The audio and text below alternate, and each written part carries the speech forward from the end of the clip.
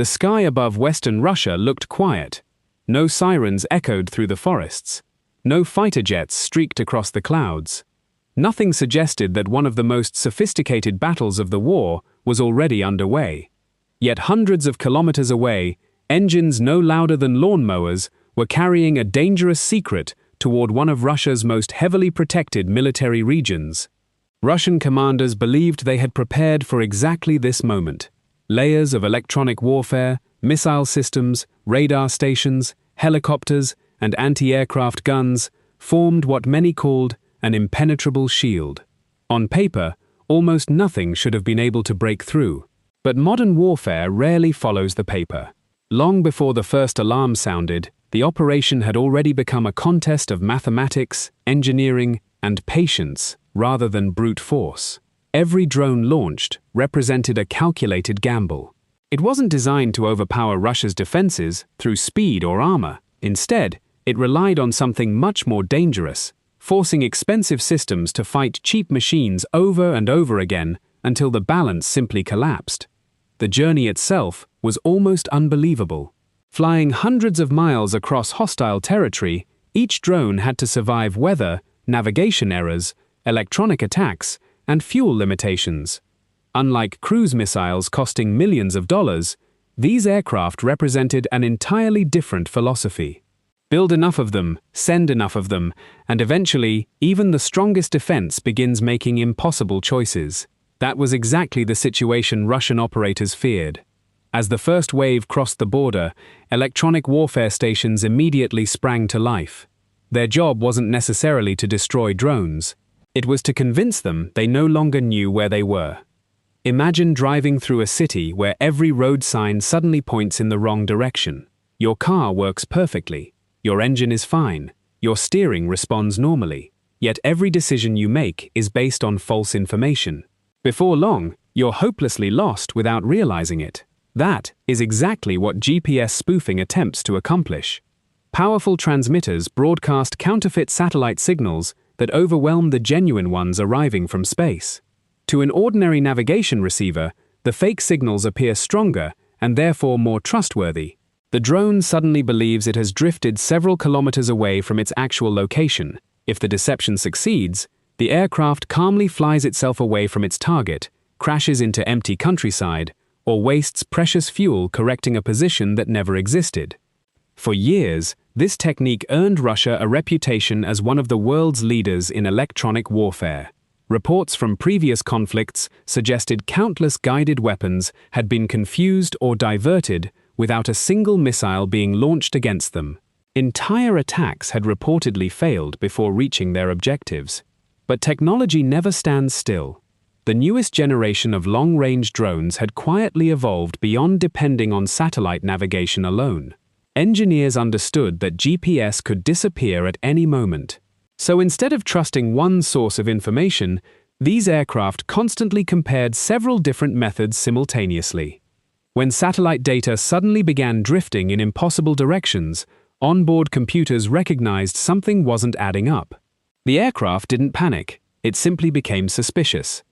Rather than blindly following false coordinates, the drone shifted toward another navigation system hidden deep inside its electronics. Tiny gyroscopes measured every movement.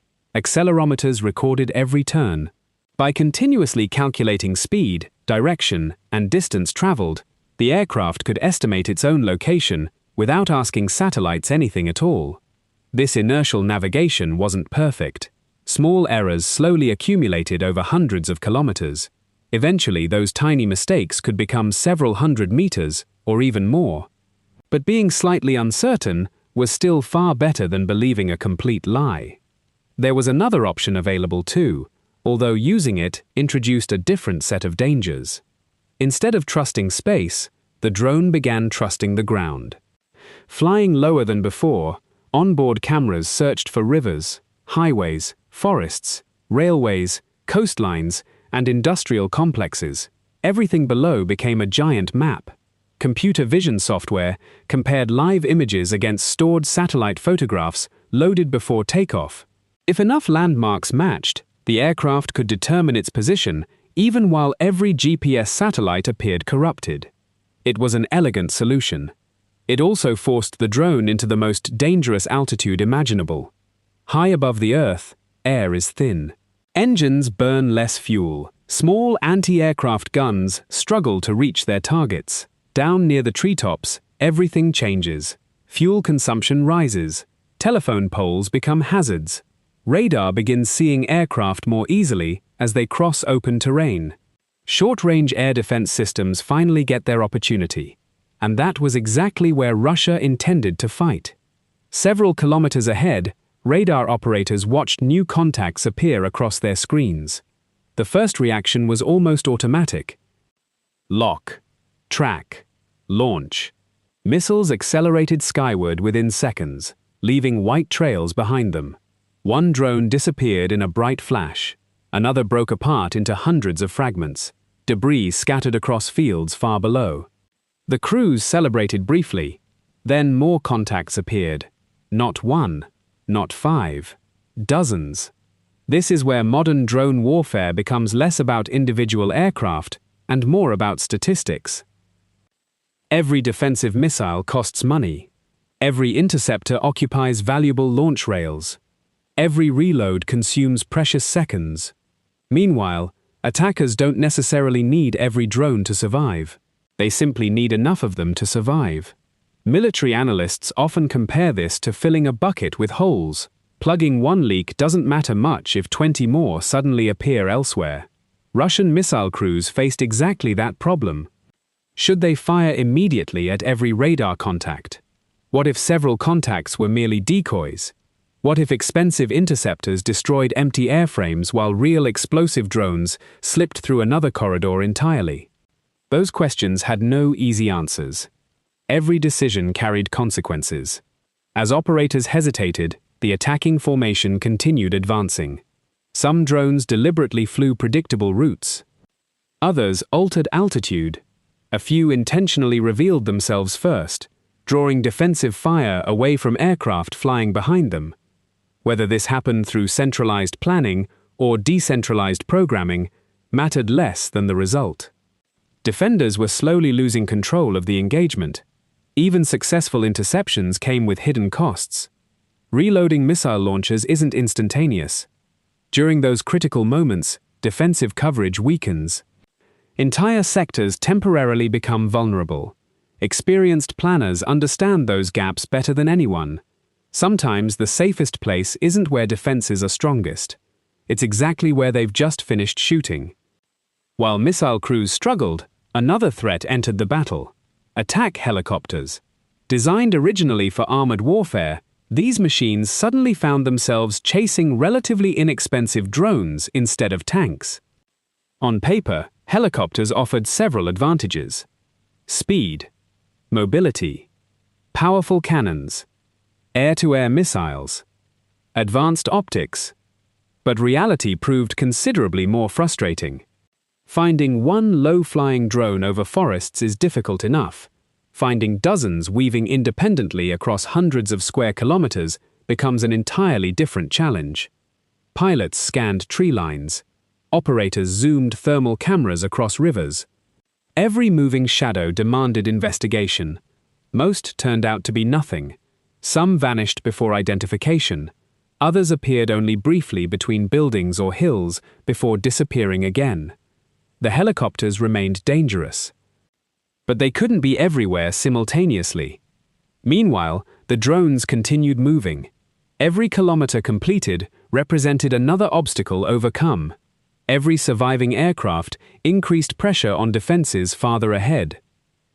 Then came another problem few people consider when discussing long-range drone warfare: fuel. Unlike missiles, drones often operate with remarkably small margins. Every detour around radar coverage burns additional fuel. Every evasive maneuver reduces available range. Every minute spent avoiding helicopters shortens the time remaining over the target. Eventually, commanders face impossible calculations. Continue avoiding threats and risk running out of fuel before arrival. Fly directly toward danger and risk being destroyed.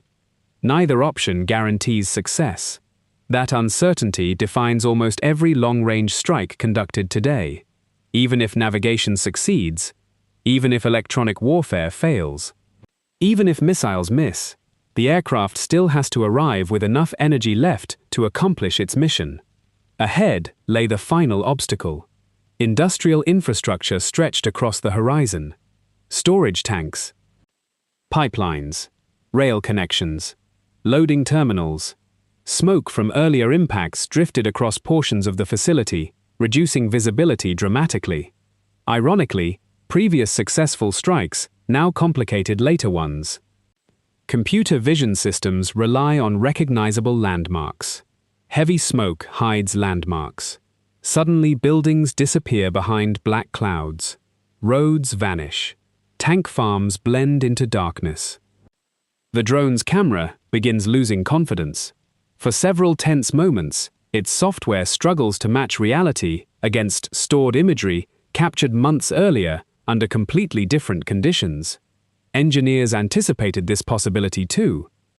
Instead of searching for entire buildings, algorithms began focusing on simpler geometric patterns: circular tank roofs, straight pier edges, rail intersections, waterfront outlines. One by one, recognizable features reappeared. Confidence increased. The guidance solution stabilized. Target confirmed. Now there was no turning back. The aircraft had committed itself. No operator sat behind a joystick thousands of kilometers away. No satellite link issued final commands. No radio signal betrayed its position. Everything depended on programming completed before takeoff. Autonomous flight had carried it this far. Autonomous flight would determine whether the mission ended in failure or success. Seconds later, defensive guns opened fire once again. Tracer rounds climbed through the smoke. Explosions flashed nearby. The aircraft never changed course. Moments afterward, another explosion echoed across the industrial complex. Then another. Then another. Columns of smoke climbed high enough for entire cities to witness them. Beyond the immediate physical damage lay something equally important: perception. Modern conflicts are fought not only on battlefields, but also across television screens, smartphones, financial markets, and international headlines. Images of burning infrastructure travel around the world within minutes. Questions immediately follow. If heavily defended facilities remain vulnerable, what else might be vulnerable? If inexpensive drones continue reaching strategic targets, how much should nations invest in traditional defenses? And perhaps the biggest question of all, has warfare entered a new era where mass-produced autonomous aircraft can consistently challenge some of the world's most expensive military systems? No single strike answers that question completely. Every attack teaches defenders new lessons. Every interception forces attackers to adapt. Electronic warfare improves. Navigation algorithms evolve. Air defenses become smarter. Drone software becomes even more sophisticated. The cycle never stops. What looked impossible one year becomes routine the next. Then something even more unexpected appears. That may be the defining characteristic of modern warfare. Victory no longer belongs exclusively to whoever owns the largest missiles, the fastest aircraft, or the strongest armor. Increasingly, it belongs to whoever adapts faster than everyone else.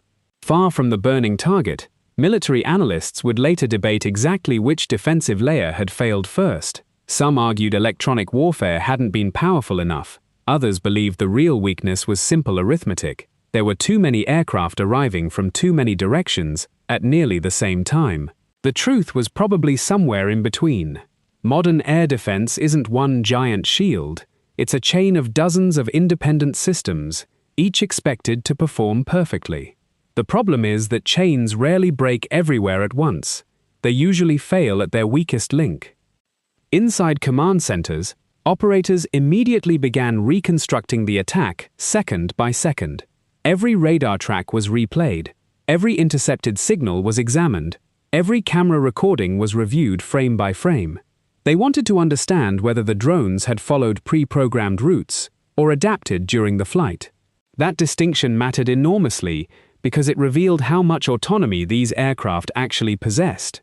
Military planners around the world were paying attention for the same reason. Long-range autonomous strikes were no longer experimental concepts discussed in research laboratories. They were happening in real combat, against real defenses, with consequences visible from space. Every successful mission provided lessons that other nations quietly studied. Every failed interception became another chapter in the rapidly changing playbook of modern warfare. The attack also highlighted an uncomfortable economic reality. For decades, advanced militaries invested enormous sums into building layered air defense networks capable of stopping cruise missiles, fighter aircraft, and ballistic missiles.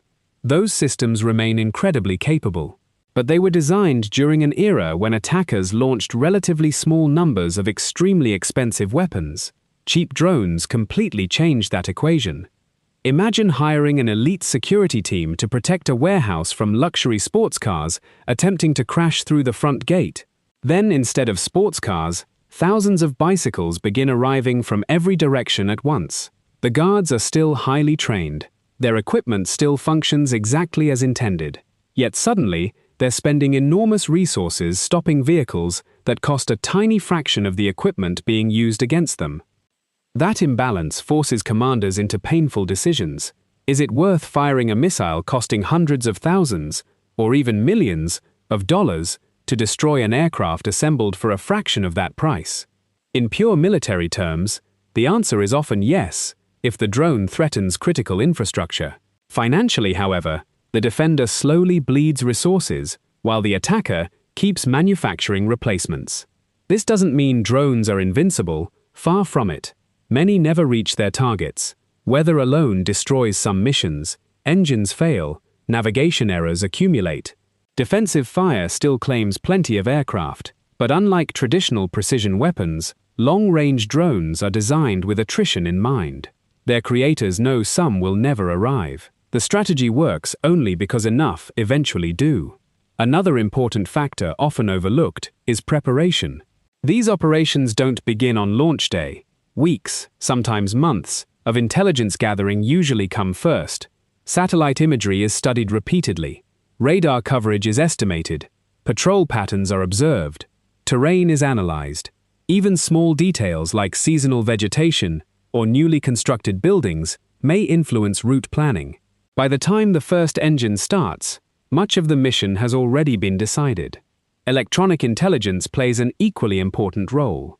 Every radar emission reveals something about defensive networks. Every radio transmission provides clues regarding command structures. Even unsuccessful drone flights can generate valuable information. If one aircraft is intercepted over a specific location, planners learn where defensive coverage remains strongest. The next mission simply looks somewhere else. Defenders understand this game as well. That's why many air defense units constantly relocate. Mobile launchers rarely stay in one position for long. Radar systems periodically shut down to avoid detection.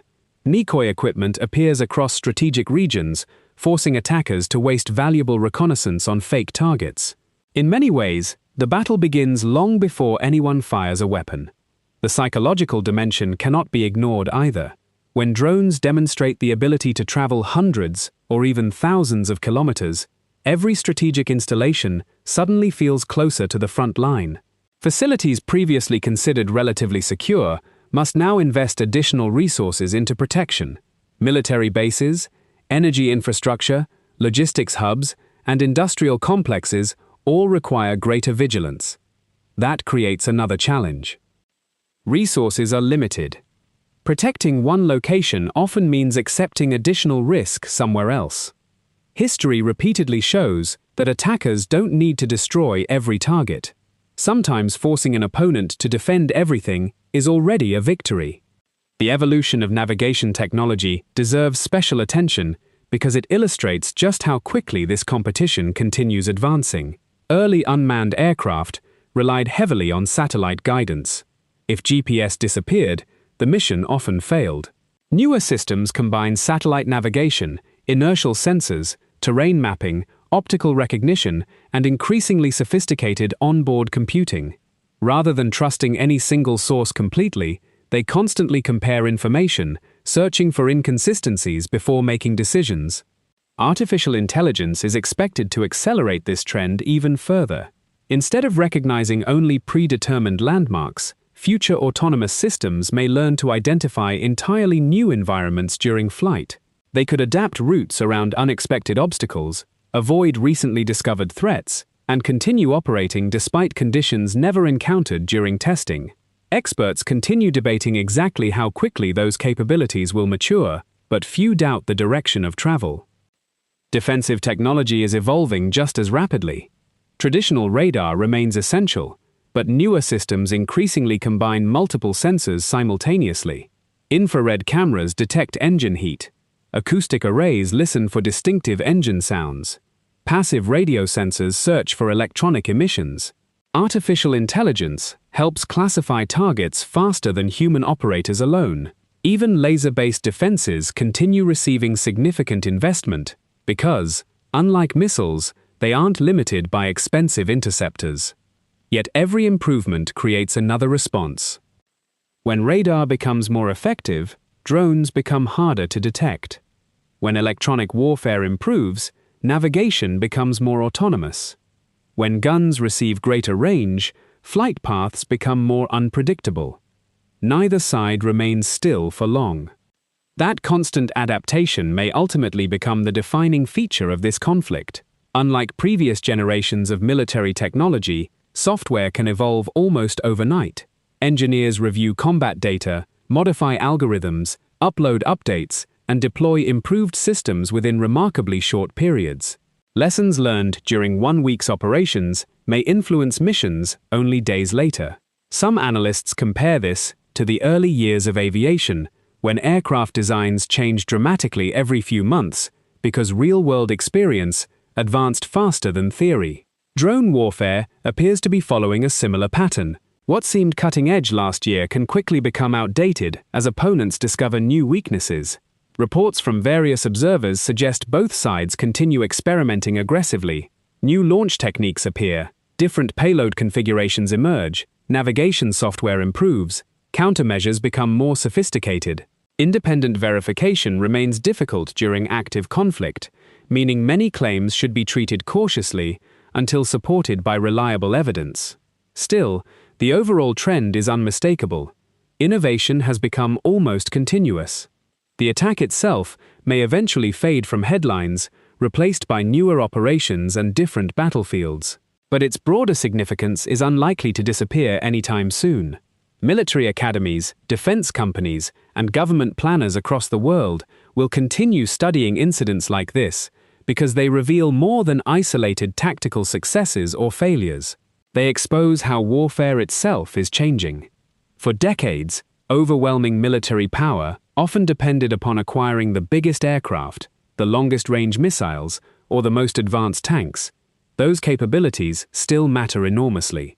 Yet increasingly, relatively inexpensive autonomous systems are forcing even the strongest militaries to rethink assumptions that once seemed unshakable. The battlefield has become a contest not simply between machines, but between adaptation cycles. Whoever identifies weaknesses first, updates software fastest, and learns quickest from previous missions gains an advantage that cannot always be measured by fleet size or defense budgets alone. And perhaps that is the most remarkable part of the story.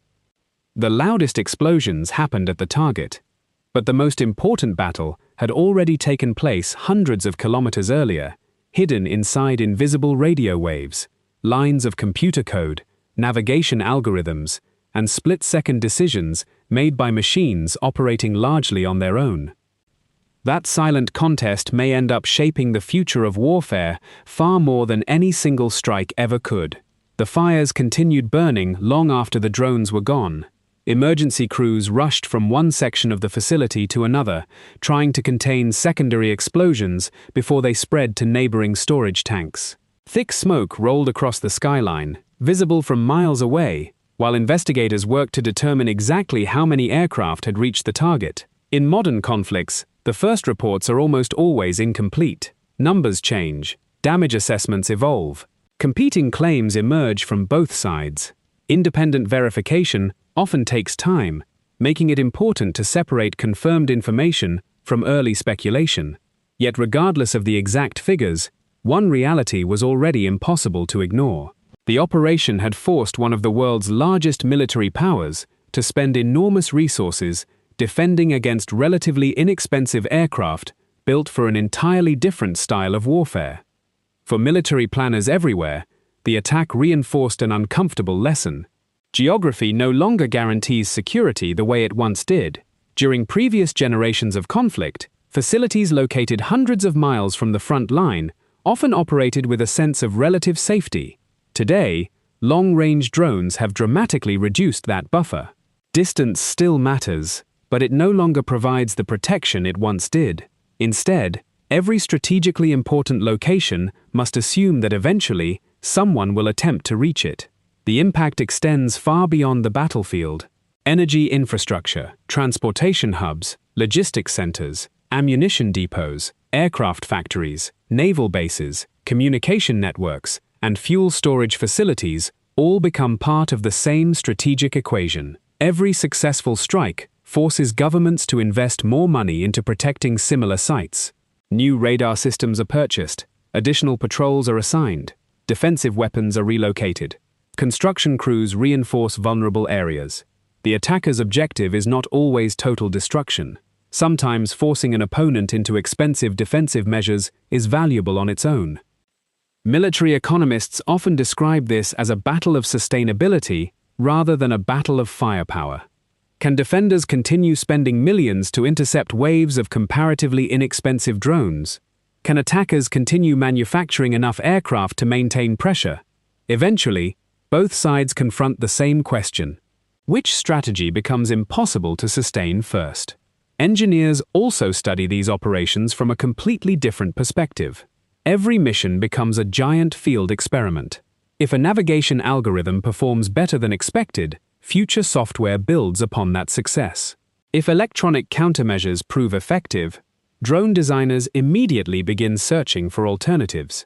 When radar detects aircraft sooner than anticipated, route planners adjust flight paths for the next operation. Combat accelerates innovation because every lesson carries immediate consequences. One fascinating aspect of modern autonomous systems is how much decision-making now occurs without human intervention. Contrary to popular imagination, operators rarely guide long-range drones every second of their journey. Radio links become unreliable over vast distances. Electronic warfare can interrupt communications. Instead, many aircraft receive detailed mission plans before takeoff and execute them largely on their own, constantly comparing sensor data, updating internal calculations, and making limited adjustments based on changing conditions. That doesn't mean these machines think like humans. Rather, they follow increasingly sophisticated decision trees designed by engineers. If GPS disagrees with inertial navigation beyond a certain threshold, trust inertial navigation. If landmarks disappear behind smoke, search for alternative reference points. If radar activity increases in one sector, follow an alternate route loaded before launch. Each decision may appear intelligent, but it ultimately reflects thousands of hours of programming and testing completed long before the mission began. This trend raises important questions about the future of warfare. As onboard computing becomes more capable, autonomous systems may gain greater flexibility. They could recognize unexpected obstacles, identify safer flight corridors, or adapt to electronic attacks that engineers never specifically anticipated. At the same time, nations continue debating how much independence military systems should receive. Technological capability and policy do not always advance at the same pace. Air defense faces a similar crossroads. Traditional systems excel at destroying fast aircraft and missiles, but the growing number of small, inexpensive, low-flying targets has encouraged entirely new approaches.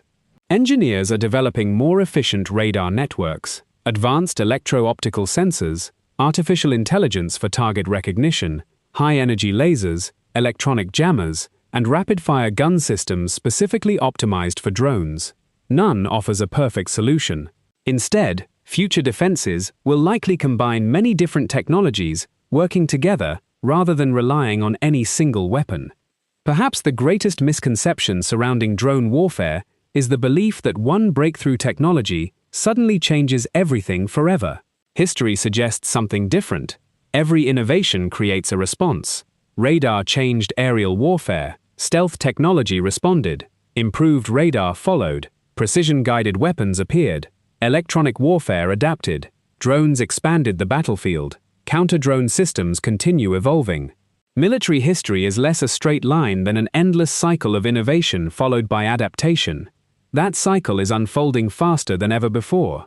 Software updates can be distributed in days rather than years. New manufacturing techniques reduce production costs.